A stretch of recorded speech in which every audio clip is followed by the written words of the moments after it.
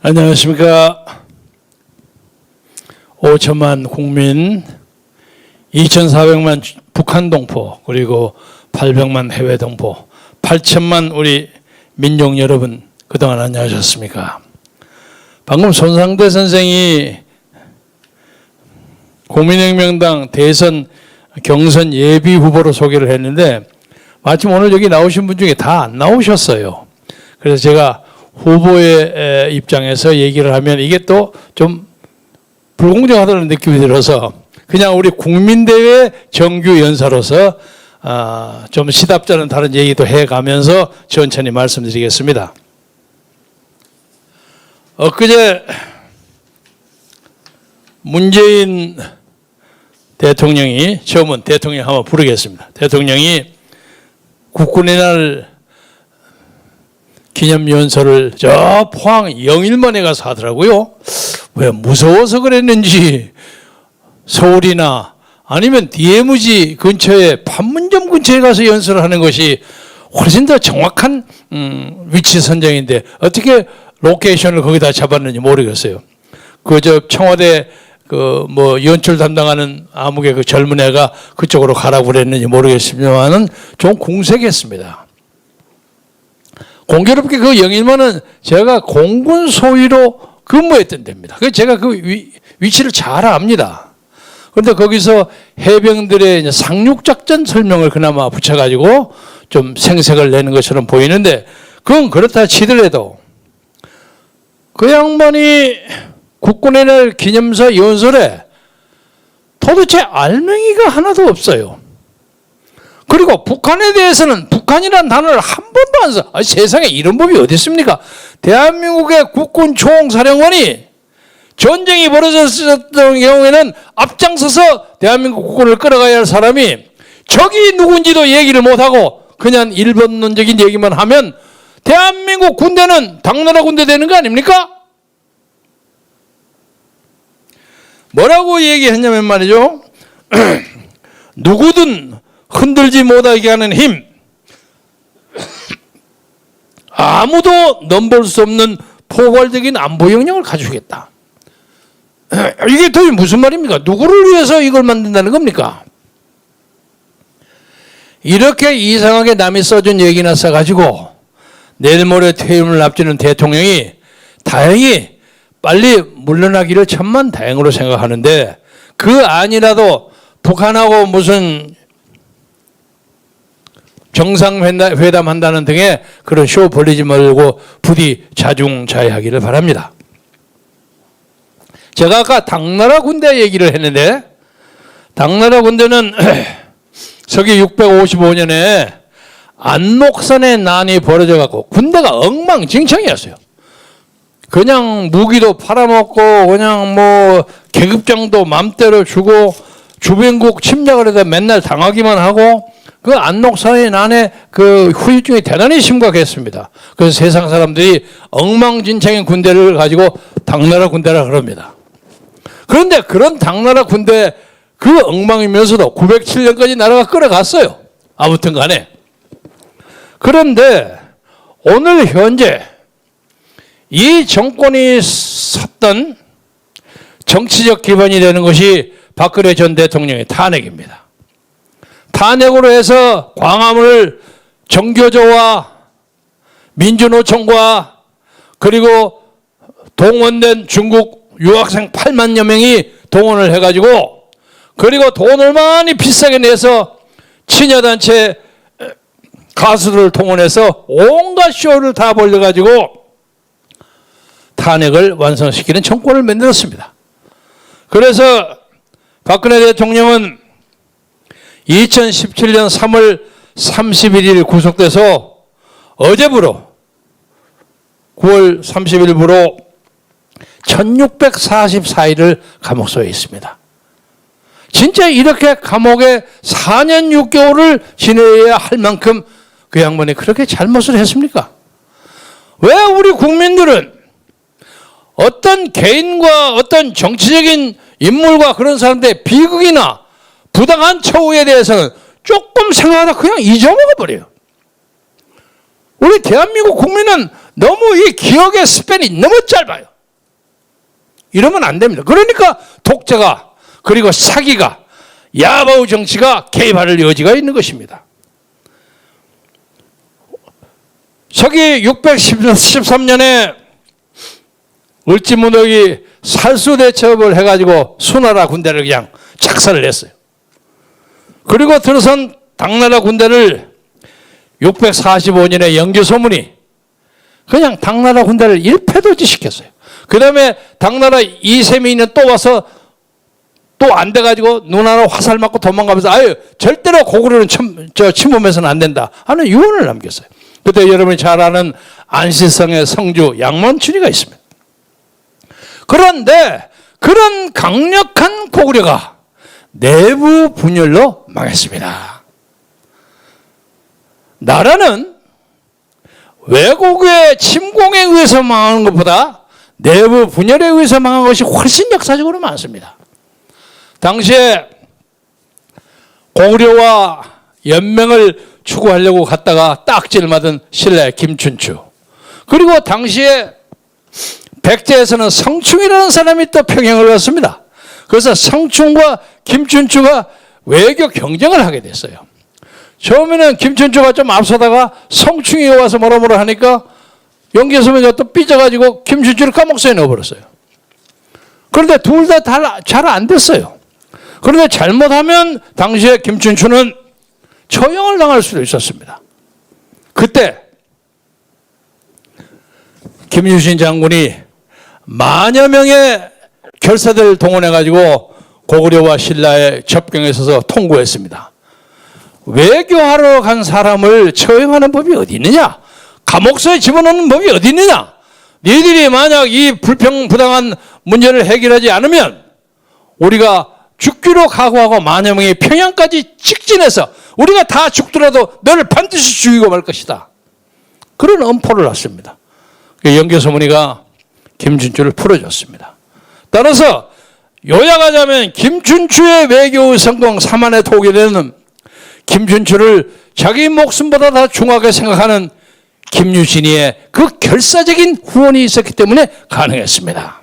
그래서 제가 생각하기에는 김춘추는 저하고 같은 먼데 일가되는 사람입니다만은 사만 통일의 진정한 영웅은 김춘추보다는 김유신 장군이 아닌가 그렇게 생각합니다.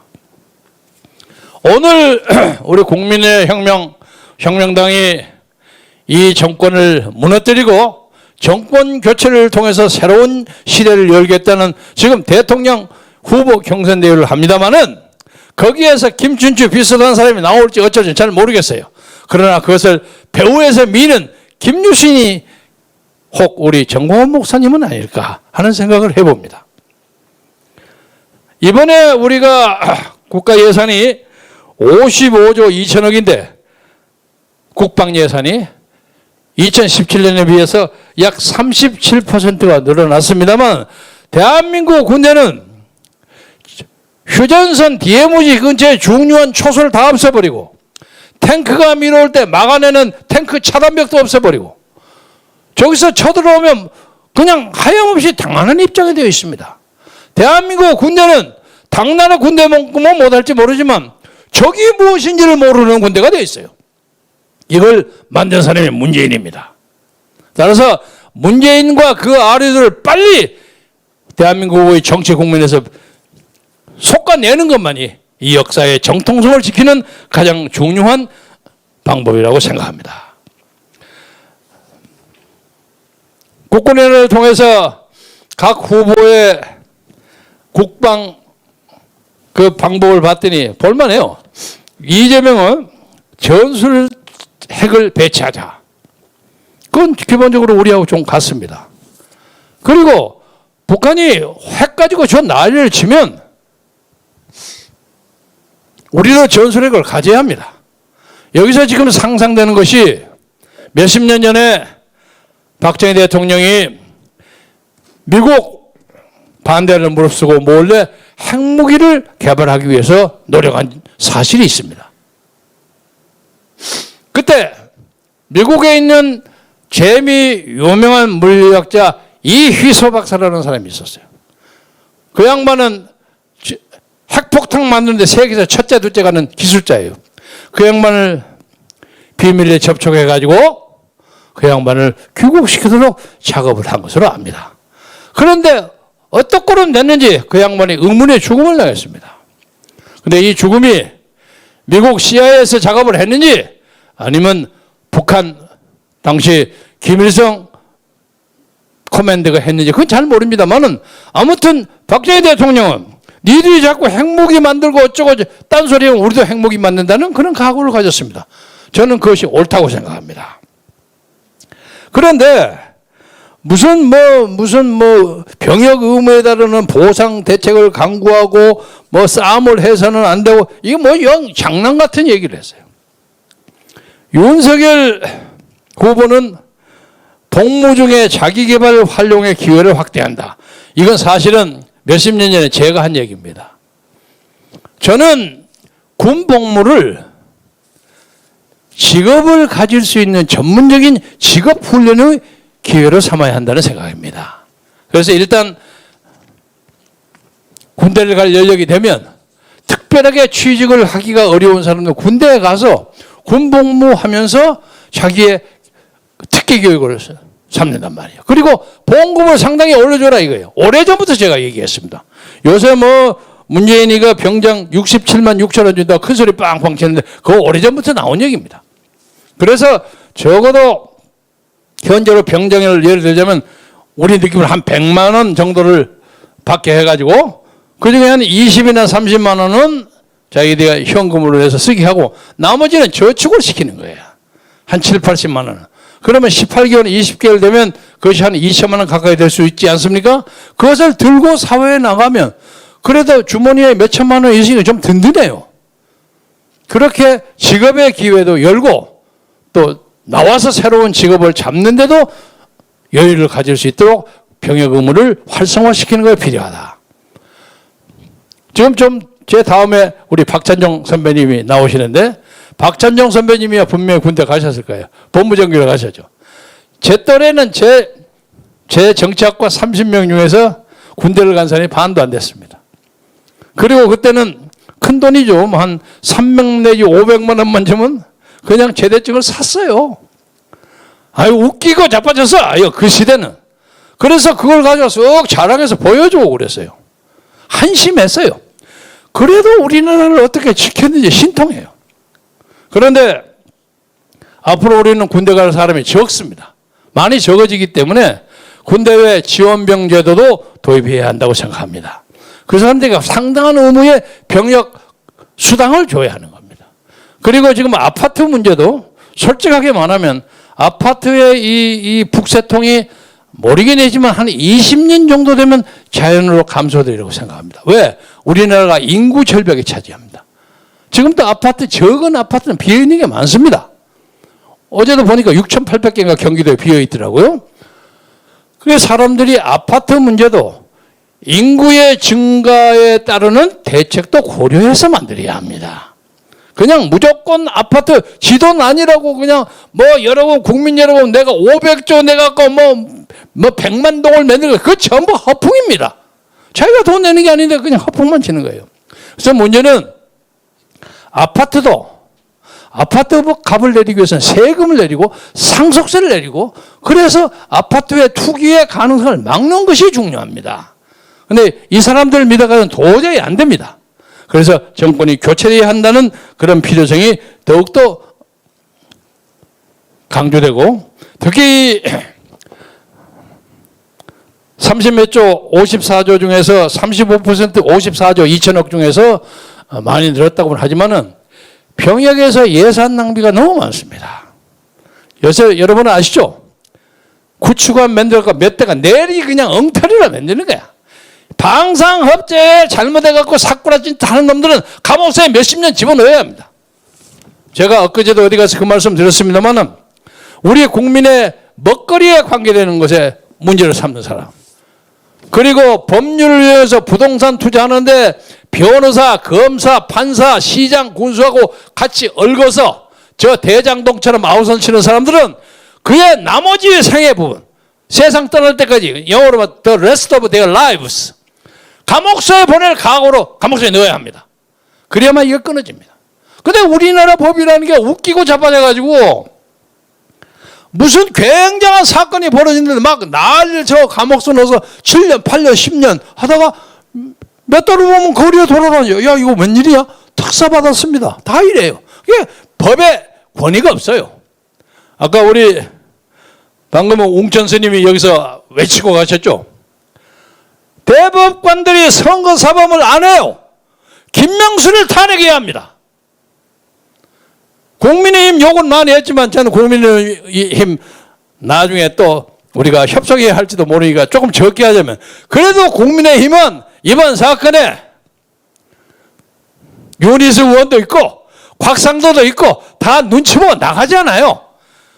국회의원을 하는 사람들이요. 국회의원직 버리고 나가는 건 쉽지 않습니다. 솔직히 말해서. 적어도 최소한도의 책임은 지잖아요.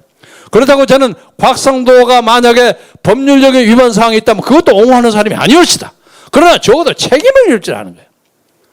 민나 도로보대에서 전부 도둑놈들이야. 그래서 이것은 민주당은 말할 것도 없고 국민의힘도 안 돼. 저 하는 거 보니까. 한신무인직이에요. 뭐 그저 앉아서 대통령 후보들 탄핵한다, 지명대회 한다고 토론하는 걸 보니까 우리도 했습니다만은 무슨 대학생들 학술 토론대회 비슷해요. 진짜. 제가 자랑을 하려고 하는 건 아니라 대학 시절에 제가 대통령상이 유일하게 있었다는 육군사관학교 토론대회 대통령을 연 2년 받은 경험이 있습니다. 그때만도 못해 하는 것이. 아주 웃겨. 그래가지고 어떻게 대한민국 대통령을 합니까? 그래서 여러분 이번 국군의 날을 다시 맞이하면서 이 나라에게 강군이 있기 위해서는 예산도 많이 투자하고 병력도 많이 보충해야 하지만 가장 중요한 것은 그 군대의 최고 사령관과 그 지도부가 그 군대를 확실히 끌어가지고 무엇이 우리의 적이고 무엇이 우리의 동맹이라는 것을 확실히 아는 그런 결단이 있어야 됩니다. 예를 하나 들겠습니다. 임진왜란이 벌어지니까 부산에서 지금 왜군이 올라오는데 서울에 있었던 선조라는 것은 뭐가 빠지게 도망쳐갖고 신우주로 도망갔어요. 신우주로 도망가서 뭐 쫓아온다고 하니까 그 건너편 중국 그 지구대 사령관한테 우리네 거리 좀 건너가면 안 되겠어. 그러니까 그 사람들이 딱 거절하면서 명분이 뭐예요? 여보시오, 명색 왕이라는 사람이 물러나가면 되겠어. 그렇게 망신을 당했어요. 그런 사람이 어떻게 조선군대를 끌어갔겠습니까? 자, 이승만 대통령을 보세요. 이승만 대통령은 그보다 훨씬 더 악조건 쪽에 있었습니다. 육군 참모총장도 사쿠라 비슷했고, 그리고 뭐 그날은 전부 휴가 다 보내고, 아니 뭐 국방장관은 큰 소리 빵빵 치고 우리 아침에 공격하면 아침은 새벽에 공격하면 아침은 해주에서 점심은 평양에서 저녁은 신우에서 먹겠습니다. 큰 소리 빵빵 치고 염려 없습니다. 각각. 근데 딱 벌어지니까 군사분계선이 침범됐다는 것도 한참 있다는 거예요. 이렇게 악영향 속에서도 이승만 박사는 한국을 떠나지 않았습니다. 즉각 메가드한테 전화가, 야 메가드 나 좀 만나자. 그래서 수원 비행장 근처에서 만났습니다. 그때 막 인민군의 공격이 치열했어요. 총탄이 날라오고 비행기가 뜨고 그랬을 때도 그 속에서 적지에서 만났어요. 제가 어디 가서 얘기했습니다마는 메가드가 저서 성큼성큼 걸어와. 타고 봐서, 아이 메가드 제네럴, 당신 지금 보리밥 받고 있는데 우리가 먹는 식거리야. 우리 비켜서 돌아와. 그러니까 메가드가 속된 말에 약호가 팍 죽었어요. 아이 죄송합니다. 그렇게 급할 때도 아쉬운 소리 할 때도 대한민국 대통령으로서 권위를 지켰습니다. 저는 그러한 결기와 위엄과 품격이 오늘의 대한민국을 지켰다고 생각합니다. 우리가 국군의 날을 맞이해서 다시 한번 문재인과 그 아류들이 대한민국 청와대 근처에서는 절대로 얼씬거리지 못하게 만들어야만 이 나라가 산다. 뭐 제가 보기에는 지금 이재명이 저 사람 간당간당해서 뭐 혹시 후보가 될 듯 어떨지는 모르겠지만 후보가 되는 게 우리에게 유리할지도 모르겠어요. 그러나 후보가 바뀐들 저 사람들 절대로 이 나라의 대통령직을 차지해서는 안 됩니다.